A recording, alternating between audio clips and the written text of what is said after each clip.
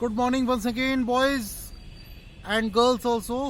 मैं आपको इस वीडियो में आज बताने जा रहा हूँ जो प्रॉब्लम है। इससे पहले मैंने आपको बताया एडोलसेंस प्रॉब्लम क्या होती है और उनको कैसे मैनेज किया जाता है। तो मैं आपको इस वीडियो में जो बताने जा रहा हूँ वो how to manage your adolescence problem with the help of games and sports. Games and sports का क्या रोल है एडोलसेंस प्रॉब्लम में, प्रॉब्लम्स जो होती हैं उनको मैनेज करने में, उनके मैनेजमेंट में गेम्स एंड स्पोर्ट्स का क्या रोल होता है।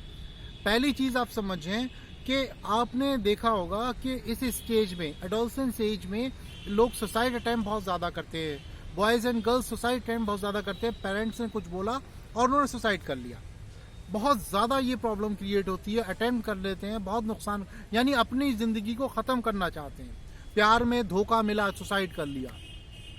किसी ने कुछ पेरेंट्स के बारे में कुछ बोल दिया और आपने उसका मर्डर कर दिया। ये सारी चीज़ें जो होती हैं ना, ये इंसान को बहुत अग्रेसिव नेचर में, इस एज में अग्रेसिव नेचर और गुस्सा जो है बहुत ज़्यादा होता है, एनर्जी लेवल बहुत ज़्यादा हाई होता है। तो इसको किसी भी डायरेक्शन में मोड़ा जा सकता है, जैसे मैंने पिछले वीडियो में बताया। लेकिन गेम्स एंड स्पोर्ट्स के थ्रू आप अपने इस एनर्जी लेवल को यूटिलाइज कर सकते हैं अपनी फिटनेस पर, अपने कंसंट्रेशन पर, अपने फिजिकल एंड मेंटल डेवलपमेंट पर, सोशल डेवलपमेंट पर, इमोशनल डेवलपमेंट पर। आप अपनी इस एनर्जी को यूटिलाइज कर सकते हैं with the help of games and sports.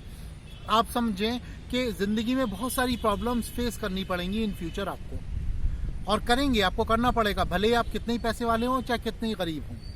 आपको ये बहुत सारी ज़िंदगी में, लाइफ में बहुत सारी प्रॉब्लम्स आएंगी।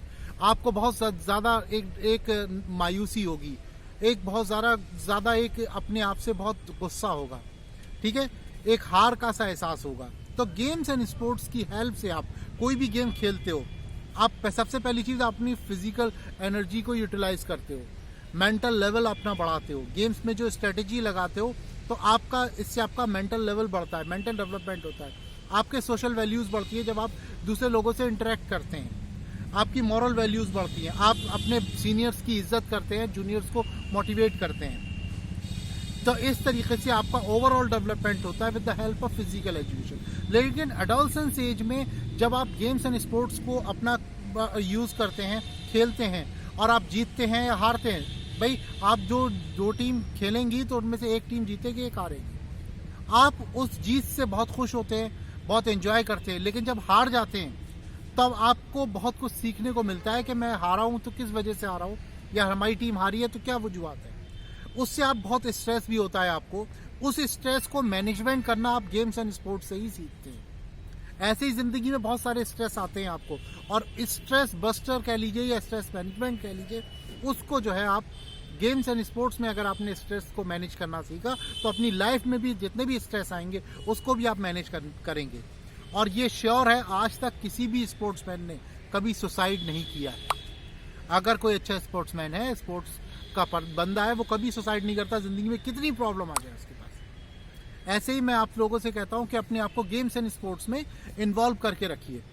जब आप इन्वॉल्व करके रखेंगे गेम्स एंड स्पोर्ट्स में अपने आप को, तो आपको जो है बहुत सारी चीज़ें आपके अंदर आएंगी, बहुत सारी एनर्जी आएगी कि इस सिचुएशन को कैसे मैनेज किया जाए, और अगर हम उस सिचुएशन को मैनेज नहीं कर पा रहे हैं तो उस सिचुएशन से कैसे बचा जाए।